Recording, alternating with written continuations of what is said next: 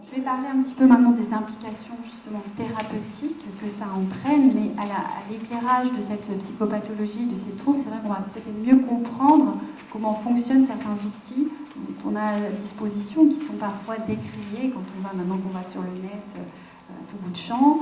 On voit tout, les forums sont très bien, c'est très aidant, mais les forums sont une source aussi de tout et son contraire. Et c'est vrai, quand elles arrivent, ces patientes, elles ne sont jamais indemnes de renseignements. Hein, c'est vrai que le net a changé quand même beaucoup l'abord aussi que l'on a avec ces patientes, parce qu'elles ont déjà toujours, ou les parents, ou les patientes elles-mêmes, en tout cas consulté tout ce qui peut se dire. Mais voilà, tout ce qui peut se dire, c'est des fois tout est contradictoire, donc j'avance. Alors, au niveau de l'implication thérapeutique, l'importance d'un personnage tiers qui va essayer de médier tout ça, c'est pour faire un peu de place dans cette relation de dépendance. Hein, il y a souvent des conflits au niveau familial qui tournent finalement, qui ne sont pas des conflits, ce que j'appelle constructifs, parce qu'ils tournent autour de la notion de la nourriture. On ne parle plus que de bouffe, elle ne pense plus qu'à ça. Les seuls sujets abordés à la maison sont autour de la nourriture.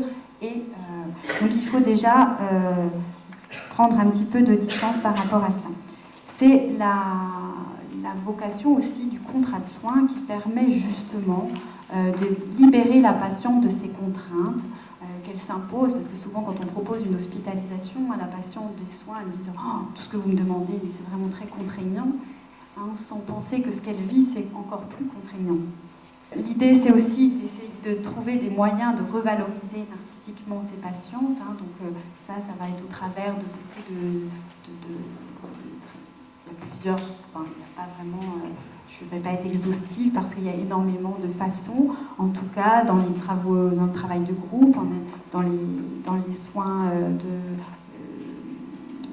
d'ergothérapie, d'essayer d'arriver à médier un peu les choses et d'accéder à leurs émotions au travers d'activités individuelles, d'activités de groupe. Voilà. Et surtout aussi par rapport à cette prise en compte de la dynamique familiale. Je vais accélérer, c'est ça. Alors, juste un petit mot sur le traitement.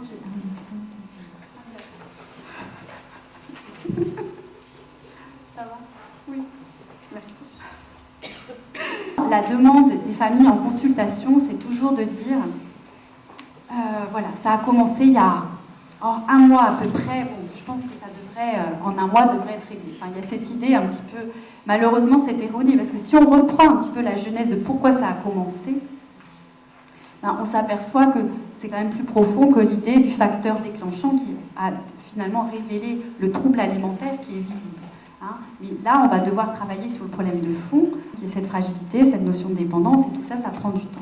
Moi, je dis souvent qu'il y a quand même une notion de plusieurs années, pas de soins aigus, à ce moment-là, pendant ces années, elles vont quand même mieux, mais quand même, avec cette fragilité qu'il faut accompagner très longtemps.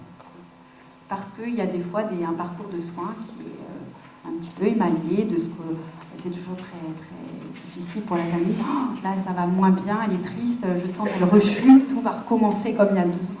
Non, parce que le travail qu'on a fait avant, il n'est jamais perdu, hein, mais c'est vrai que ça peut être émaillé de plusieurs d'aléas en tout cas.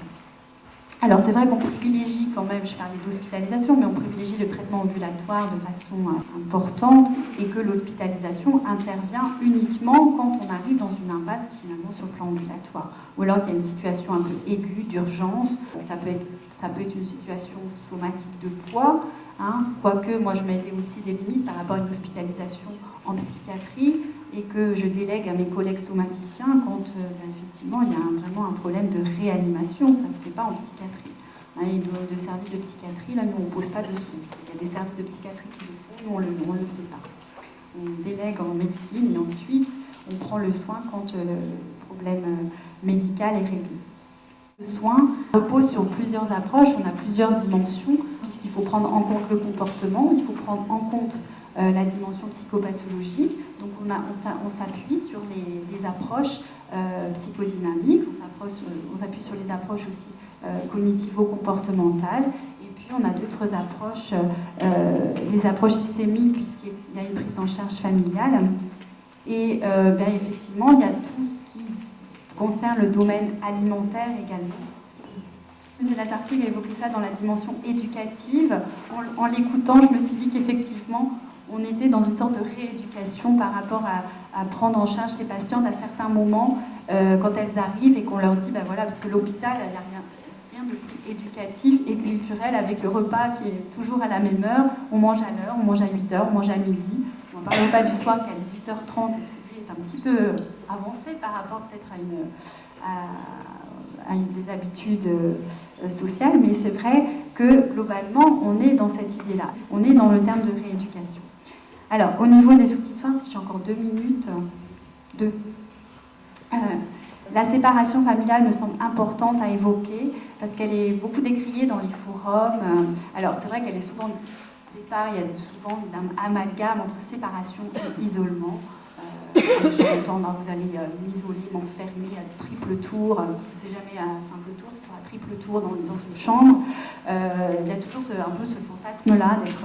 Donc, non, la séparation, c'est surtout se dire, par rapport à la notion de dépendance, de dire attention, par rapport à cette jeune fille dont je vous ai parlé tout à l'heure, qui disait, moi je ne sais pas comment ma mère se sent, on voit bien l'intérêt pour que la jeune fille se recentre sur elle, parce que qu'est-ce que ça va être le soin? C'est lui redonner cette identité, remplir le vide qu'elle ressent par autre chose, lui donner les moyens de se remplir autrement qu'avec ce trouble alimentaire.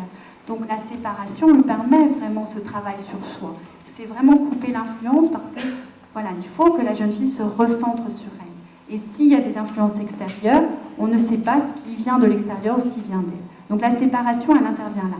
Mais à l'intérieur de cette séparation, la patiente n'est ni isolée, et au contraire, on va favoriser les activités en lien avec le relationnel, favoriser justement les médiations, les soins justement, la relaxation, pour amener cette jeune fille à penser à elle. Donc il n'y a pas du tout cette notion d'isolement qui fait très peur, mais la séparation, c'est quelque chose pour moi d'indispensable dans un premier temps. Mais qui est souvent compliqué quand même à vivre, surtout pour les parents, et c'est là que c'est nécessaire d'accompagner au mieux ces parents pendant toute cette période, et de les voir régulièrement. Si je dois m'arrêter, je vais m'arrêter au moins en conclusion. Bon, les perspectives peut-être de recherche, parce qu'il y avait recherche dans ma commande. Ce que j'ai retrouvé un petit peu dans ce qui existe actuellement, c'est vrai qu'au niveau psychodynamique, finalement, il n'y a pas de choses nouvelles qui apparaissent. Par contre, c'est vrai qu'il y a des recherches qui sont plus axées sur la neurobiologie. Et c'est vrai que c'est toute la richesse de ces pathologies qui entraînent à parler de neurobiologie, de psychodynamique, et de mettre finalement, d'éviter les querelles de clocher sur le plan psychiatrique, parce qu'on a beaucoup on pioche dans beaucoup d'approches théoriques pour pouvoir répondre aux soins complexes de ces patientes. Puis il y a beaucoup d'études génétiques trouvant qu'il y a une vulnérabilité génétique. Donc c'est les 2 domaines de recherche précisément en cours par rapport à ces patients. Je vous remercie de votre attention.